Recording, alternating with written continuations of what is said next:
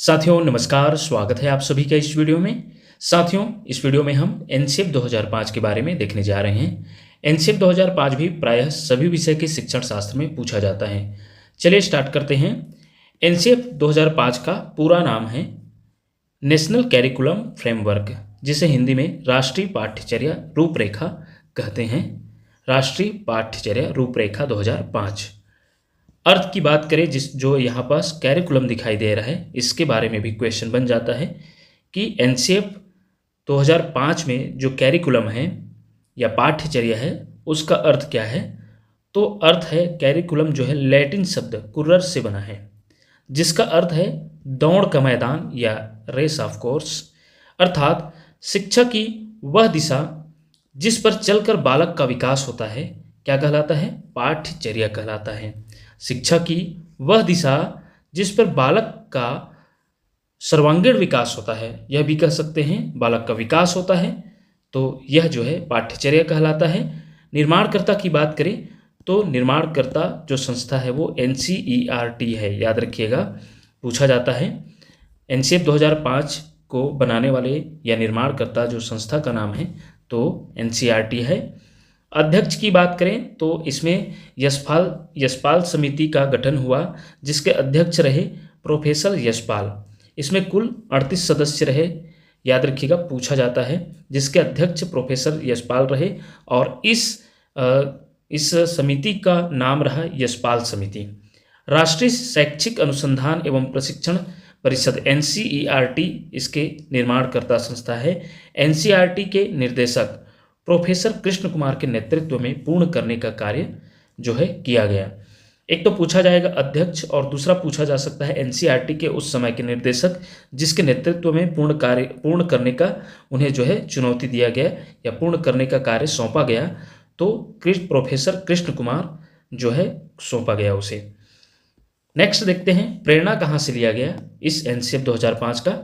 तो प्रेरणा लिया गया रविन्द्रनाथ टैगोर के निबंध सभ्यता और प्रगति। पूछा जाता है, यह बहुत ही इंपॉर्टेंट है कि प्रेरणा जो है एनसीएफ 2005 का प्रेरणा कहाँ से लिया गया, तो सभ्यता और प्रगति से लिया गया, जो कि रविन्द्रनाथ टैगोर जी के एक निबंध है, याद रखिएगा। और इसका एनसीएफ 2005 का सूत्र या मूल मंत्र पूछा जाता है तो बिना भार के अधिगम हिंदी में, और इंग्लिश में यदि पूछा जाएगा तो लर्निंग विदाउट बर्डन।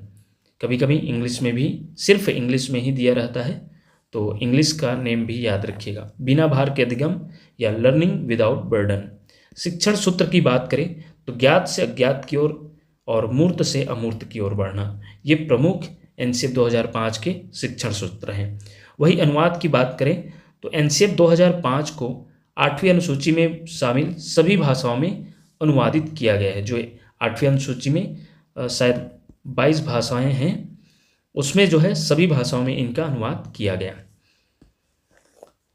आधार देखें तो राष्ट्रीय शिक्षा नीति 1986 और संशोधन जो आया 1992, इसको आधार लेकर एनसीएफ 2005 का निर्माण किया गया।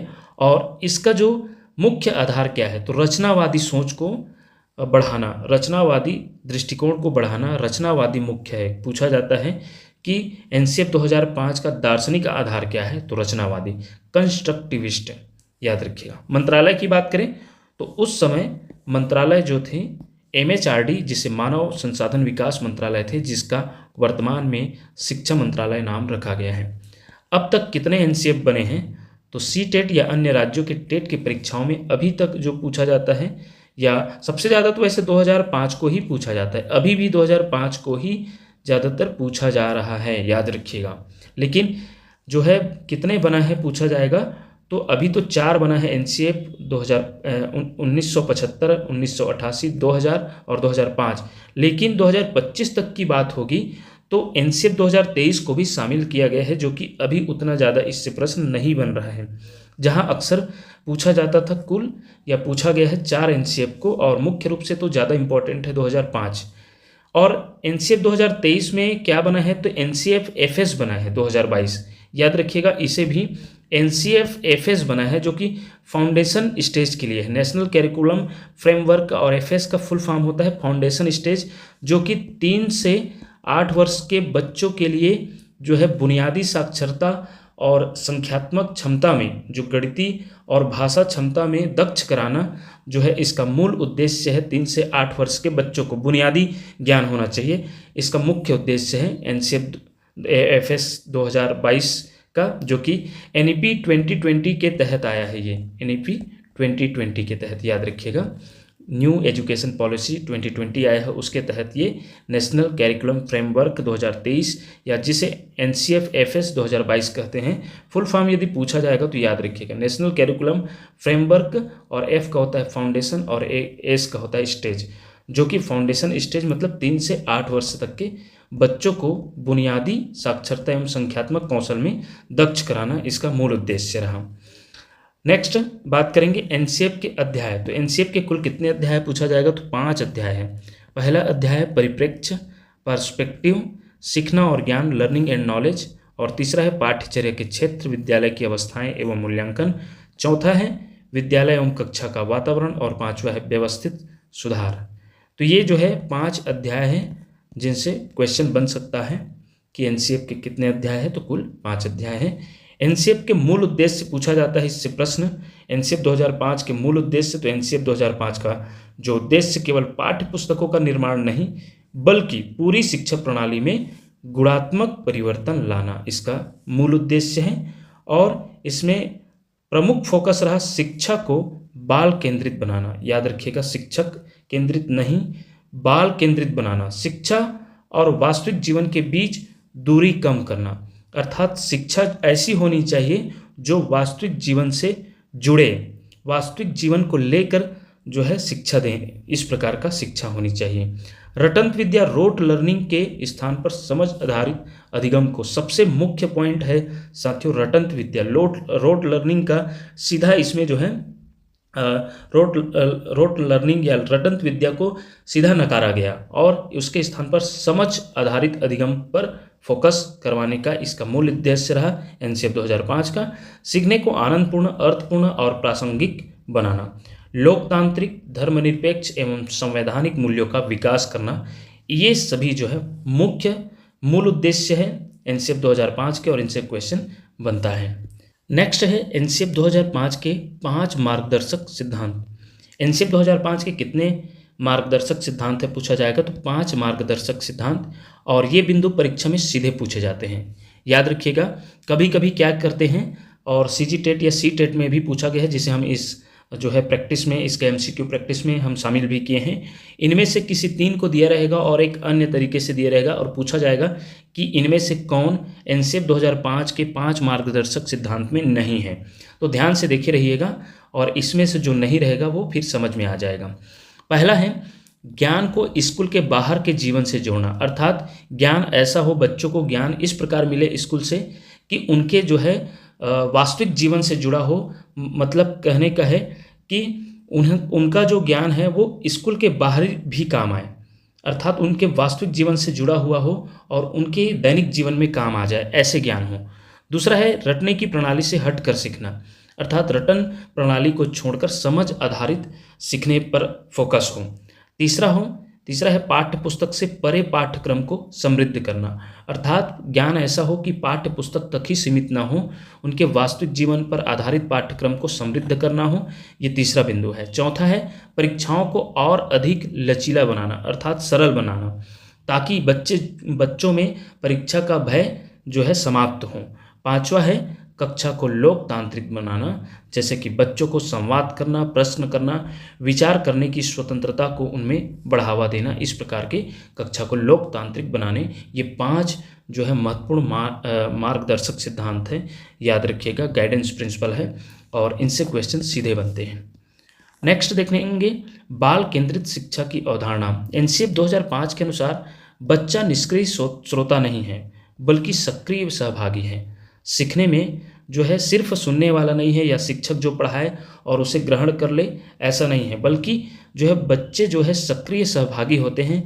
हर बच्चा अलग है, रुचि, क्षमता, पृष्ठभूमि और गति में, हमें उसके आधार पर जो है बच्चों को शिक्षा देना है, क्योंकि प्रत्येक बच्चा की रुचि अलग होती है, उनके याद रखने की या समझ बनाने की क्षमता अलग होती है, पृष्ठभूमि, अलग अलग पृष्ठभूमि से आए रहते हैं और उनके सीखने की गति अलग अलग होती है। इन सभी चीज़ों को, बातों को ध्यान में रखकर शिक्षक को जो है बच्चों को एक अच्छे सीखने में सहभागिता दिलाना है, अर्थात उन्हें, बच्चे को हमेशा एक्टिव रखना है।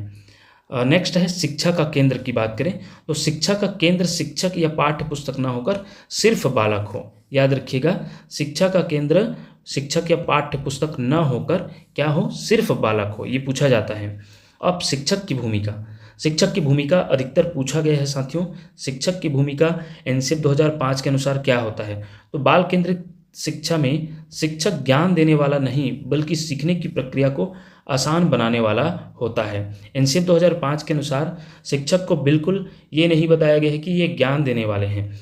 शिक्षक जो है क्या होते हैं, एक सहायक होते हैं या सूत्रधार होते हैं, या ऐसा कह सकते हैं, इसमें एक इंग्लिश में एक वर्ड्स यूज किया गया है, फैसिलेटर होते हैं, सुविधा प्रदाता होते हैं, सुविधादाता होते हैं। इसलिए एनसीएफ 2005 जो है शिक्षक को क्या बोलते हैं, फैसिलेटर जो है इंग्लिश में याद रखिएगा, और सुविधादाता जो है हिंदी में याद रखिएगा, या कहीं कहीं आपको प्रेरक या कहीं कहीं आपको सूत्रधार भी पूछा गया है। तो इन शब्दों को भी याद रखिएगा, क्या, सुविधा प्रदाता, सुविधादाता, प्रेरक या सूत्रधार। ऐसे नहीं कर, ऐसा बिल्कुल ऑप्शन में रहेगा तो उसको नहीं डालिएगा कि ज्ञान प्रदाता है शिक्षक या मूल्यांकन करता है, इस प्रकार रहेगा तो वो नहीं आएगा।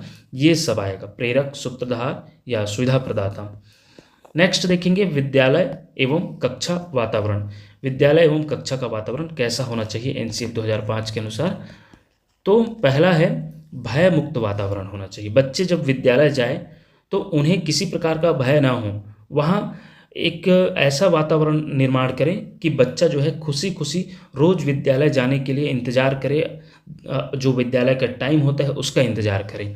दूसरा है समावेशी शिक्षा, जिसमें सभी बच्चों को, जितने भी बच्चे होते हैं कि विशिष्ट बालक या सभी प्रकार के, समावेशी शिक्षा में आप पढ़े होंगे कि सभी प्रकार के बच्चों को जो है विद्यालय में पढ़ने का अवसर प्रदान हो, चाहे वह वंचित वर्ग के हो, चाहे वो किसी भी वर्ग के हो, या विकलांग हो या दिव्यांग, मतलब जो भी विशिष्ट बालक में आते हैं वो सभी को एक ही विद्यालय में पढ़ने का अवसर प्रदान हो। तो यह जो है समावेशी शिक्षक के अंतर्गत आता है। लैंगिक समानता, बच्चों में जो लैंगिक समानता, जो लड़की या लड़के, इस प्रकार का उसमें कोई जो है भेद नहीं होनी चाहिए, लैंगिक समानता होनी चाहिए।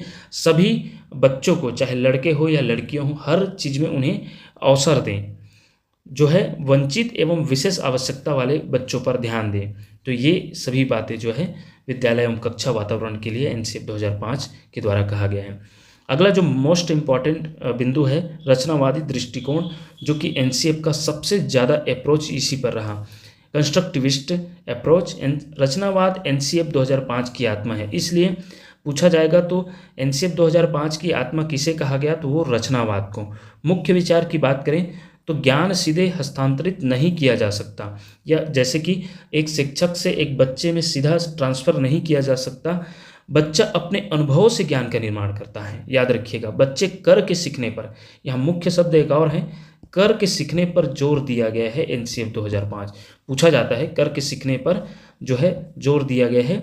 एनसीएफ 2005 के अनुसार बच्चा अपने खुद के अनुभव से ज्ञान का निर्माण करते हैं। पूर्व ज्ञान या प्रीवियस नॉलेज सीखने का आधार है। सीखना एक सामाजिक प्रक्रिया है।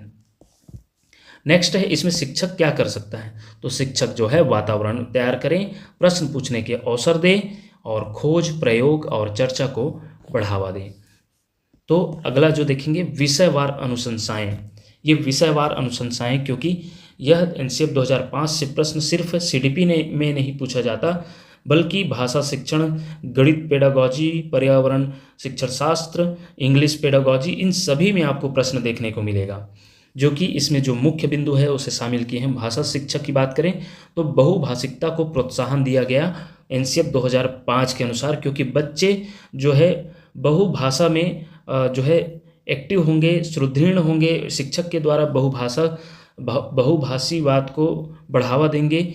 एक ही कक्षा में धीरे धीरे जो उनके मातृभाषा से पुस्तक की भाषा की तरफ आएंगे, और पुस्तक में भी जो है कई भाषाओं का समावेश होता है, उन सभी को लेकर धीरे धीरे बच्चों को जो है समृद्ध बनाएं। तो यह जो है बहुभाषिकता को जो है प्रोत्साहन दिया गया है एनसीएफ 2005 के अनुसार। तो बहुभाषा शब्द को याद रखिएगा, इससे क्वेश्चन बनता है।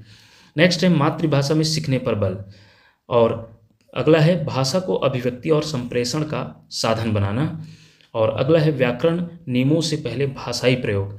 सीधे बच्चों को व्याकरण नियमों से परिचित न कराएं, बल्कि भाषाएं टूटी फूटी भाषा में जैसे भी बोल पाए बच्चा बोलना सीखे, और अपने जो है अभिव्यक्ति के माध्यम से, बोलने के माध्यम से जो है भाषा का भिन्न भिन्न तरीकों से भिन्न भिन्न शब्दों का सामना करते हुए अपने जो है शब्दकोश को बढ़ाते हुए भाषा प्रयोग करते जाए, और धीरे धीरे फिर व्याकरण नियमों तरफ जाए। यह जो है एनसीएफ 2005 के अनुसार व्याकरण के बारे में भी बताया गया है। नेक्स्ट है गणित। गणित जो है भय मुक्त होनी चाहिए, अर्थात या गणित भय मैथ्स फोबिया को समाप्त करना। एनसीएफ 2005 के अनुसार गणित का जो भय रहता है बच्चों में, पहले से बड़ों के द्वारा बोल दिया गया जाता है कि गणित एक कठिन सब्जेक्ट है और यह जल्दी समझ नहीं आता, पहले से मन में भय पैदा कर देते हैं स्कूल आने से पहले। तो बच्चे में ये चीज़ को दूर करना है कि गणित भय मैथ फोबिया पहले समाप्त करना है, ये एनसीएफ 2005 के द्वारा कहा गया। नेक्स्ट है तर्क, समझ और समस्या समाधान पर जोर। एनसीएफ 2005 के अनुसार जो है गणित की जो शिक्षण है, जिससे बच्चे जो है तर्क करना, समझ निर्माण करना और अपने दैनिक जीवन में आने वाली गणितीय संबंधी समस्या समाधान कर पाए, इस पर जोर दिया जाए। गणित को जीवनोपयोगी बनाना, अर्थात गणित ऐसा हो कि दैनिक जीवन में बच्चा जो है लेन देन करने या कई तरीके से जो है बच्चों में दैनिक जीवन में जो काम आता है उसका उपयोगी बना सके।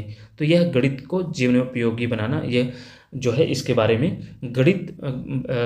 गणित विषय के लिए एनसीएफ 2005 के अनुसार कहा गया। नेक्स्ट है पर्यावरण अध्ययन ईवीएस के। यह जो है कक्षा 3 से 5 तक के लिए होनी चाहिए, और इसमें विज्ञान और समाज का समन्वय होना चाहिए। सामाजिक विज्ञान कहा गया है। स्थानीय परिवेश, परिवार, समाज से सीखना इसमें शामिल होना चाहिए। तो पर्यावरण अध्ययन जो है 3 से 5 तक के लिए अनिवार्य रूप से होना चाहिए, जिसमें विज्ञान, सामाजिक विज्ञान में आने वाले तथ्यों का समावेश हो, और स्थानीय परिवेश, परिवार, समाज से सीखने के बारे में उसमें समावेश हो। नेक्स्ट है विज्ञान। तो विज्ञान में कैसे होना चाहिए विज्ञान विषय? प्रयोग पर आधारित, अवलोकन पर आधारित, खोज पर आधारित अधिगम, जिससे बढ़ावा मिल सके, ऐसे होने चाहिए। वैज्ञानिक दृष्टिकोण का विकास हो और तथ्य रटने के बजाय समझ और अनुप्रयोग बढ़ाने वाले हों। तो यह विज्ञान विषय के बारे में कहा गया। सामाजिक विज्ञान विषय कैसा होना चाहिए? इसमें इतिहास, भूगोल, राजनीति, अर्थशास्त्र का समन्वय हो, नागरिकता, लोकतंत्र, विविधता की समझ, आलोचनात्मक चिंतन, जिसे हम क्रिटिकल थिंकिंग कहते हैं, एवं विश्लेषणात्मक चिंतन को बढ़ावा मिले।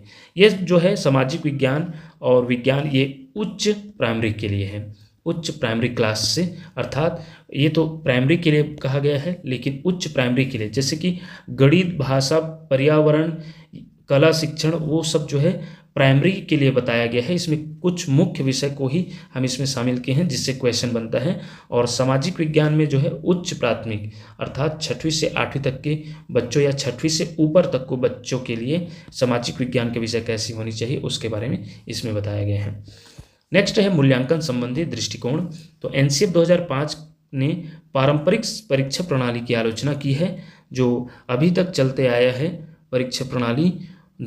एनसीएफ 2005 के समय बताया गया कि जो पारंपरिक परीक्षा प्रणाली चलते आया है, जिससे बच्चे डरते हैं परीक्षा में फेल होने से, तो या फेल होने का डर रहता है, उसकी आलोचना करते हुए मुख्य सुझाव दिया कि सतत एवं व्यापक मूल्यांकन हो, CCE हो। बच्चा का हर समय जो है औपचारिक और अनौपचारिक दोनों तरीके से जो है मूल्यांकन हो, आकलन हो। बच्चा खेल रहे तो भी उनका आकलन किया जाए, बच्चा कोई भी गतिविधि कर रहा है तो उसका आकलन हो। ये सतत एवं व्यापक मूल्यांकन का मुख्य रूप से जिक्र किया गया एनसीएफ 2005 में। नेक्स्ट है फॉर्मेटिव असेसमेंट पर अधिक बल दिया गया, और अगला है मूल्यांकन सीखने का साधन होना चाहिए, न कि भय का साधन। इसको बताया गया है मूल्यांकन क्या होना चाहिए? सीखने का साधन। रैंक, डर और प्रतिस्पर्धा से दूरी। रैंक, इसमें बच्चा पहला आ रहा है, दूसरा आ रहा है, इस प्रकार के जो डर और प्रतिस्पर्धा होती है उसे खत्म किया जाए। ये एनसीएफ 2005 में बताया गया है कि इससे दूरी रखें। मूल्यांकन का उद्देश्य क्या होनी चाहिए?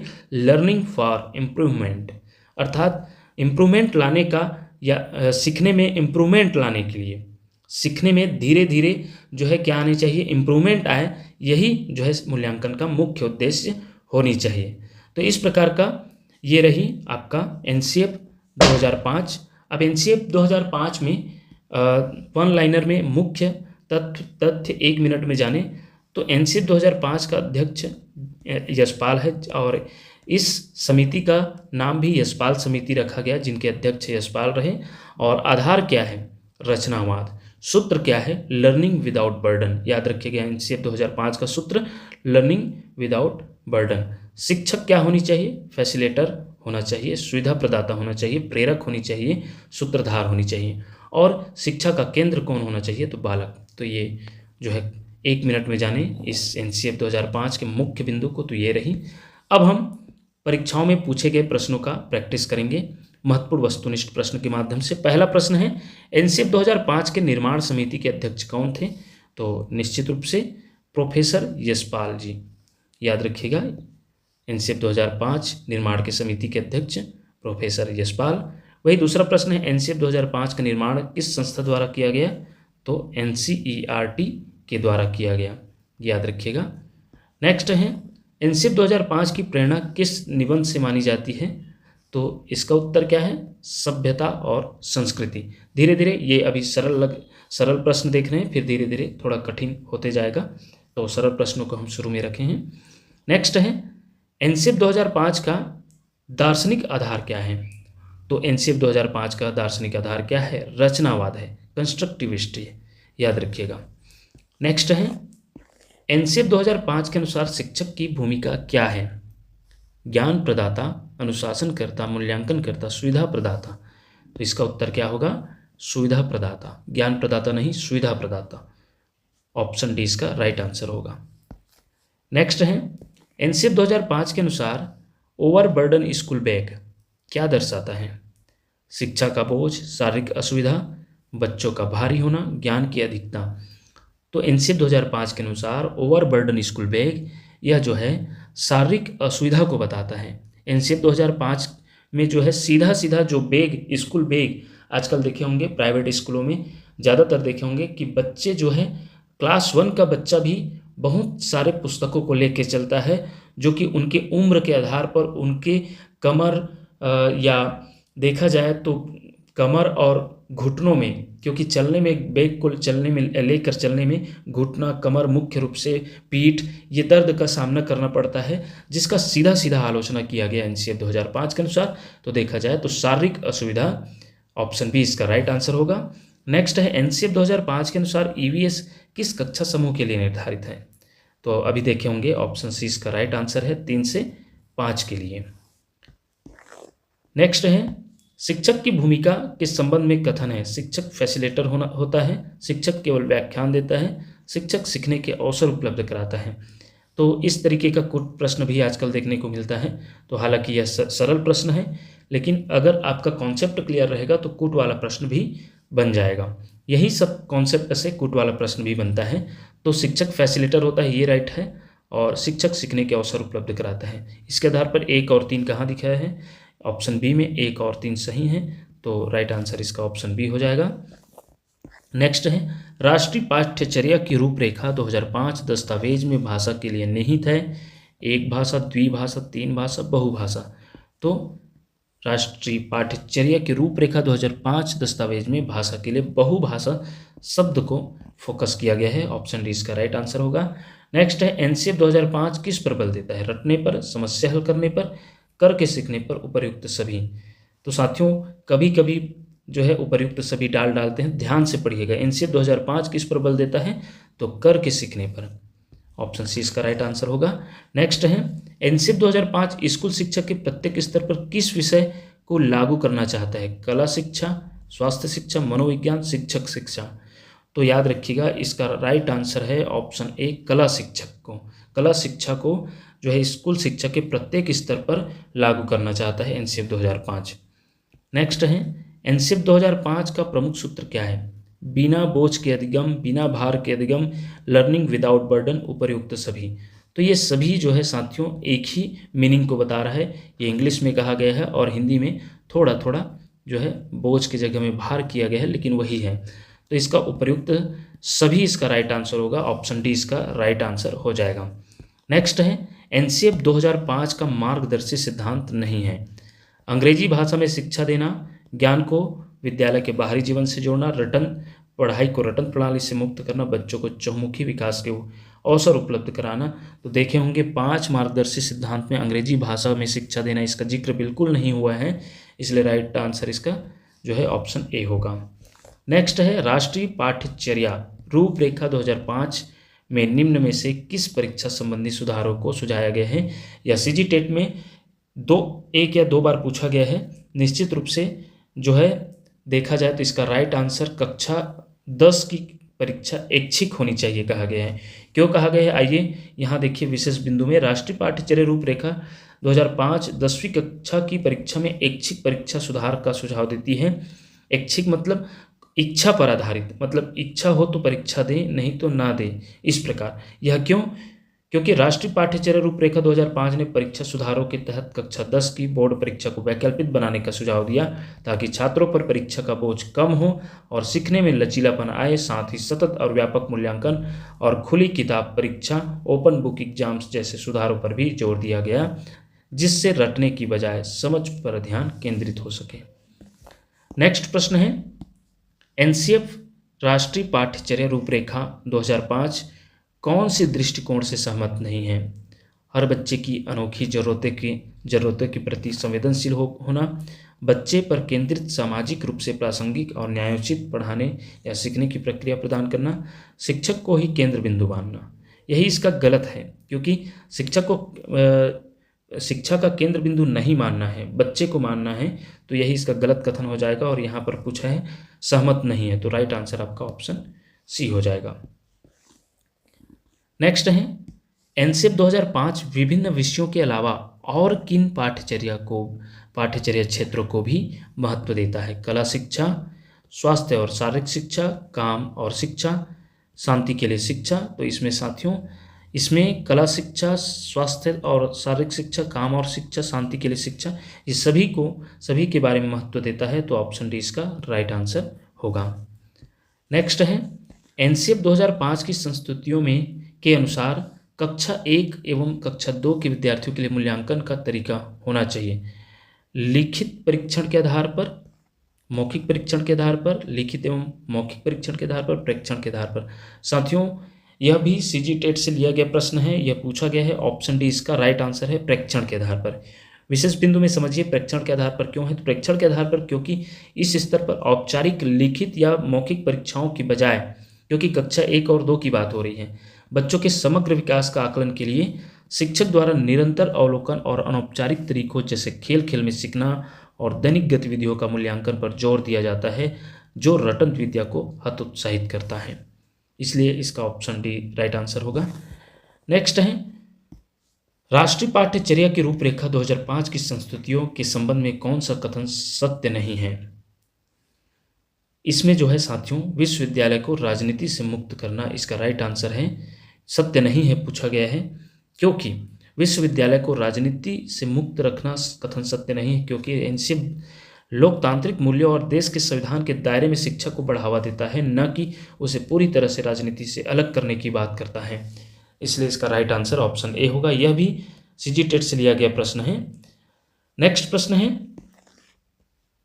एनसीएफ 2005 के अनुसार शिक्षक की भूमिका एक खालिस्तान की होती है, नेता, मूल्यांकनकर्ता, सूत्रधार, उपर्युक्त सभी। याद रखिएगा ये सभी मत डालिएगा, क्योंकि नेता या मूल्यांकनकर्ता ये नहीं हो सकता। मुख्य रूप से देखा जाए तो सुविधा प्रदाता या सूत्रधार। कभी कभी हम क्या करते हैं उपर्युक्त सभी डाल देते हैं। तो राइट आंसर इसका जो है ऑप्शन सी होगा। नेक्स्ट है एनसीएफ 2005 ने प्राथमिक स्तर पर ईवीएस शिक्षण का मुख्य लक्ष्य क्या बताया गया है? विषय के सिद्धांत को याद रखना, कक्षा शिक्षण को स्कूल के बाहर के जीवन से जोड़ना, स्वतंत्र रूप से प्रयोग, केवल पास होना। तो निश्चित रूप से ईवीएस शिक्षण में जो है एनसीएफ 2005 के अनुसार प्राथमिक स्तर पर बताया गया है कि कक्षा ऐसी होनी चाहिए या ईवीएस की कक्षा ऐसी होनी चाहिए जहां कक्षा शिक्षण को स्कूल के बाहर के जीवन से जोड़ा जा सके, अर्थात वास्तविक जीवन से जोड़ा जा सके। तो यही इसका सही आंसर होगा, ऑप्शन बी इसका राइट आंसर होगा। ये रही साथियों एनसीएफ 2005 का आपका थ्योरी और एमसीक्यू क्लास। इसी प्रकार का वीडियो पाने के लिए देखते रहिए आपका अपना चैनल टीचरशिप। धन्यवाद साथियों।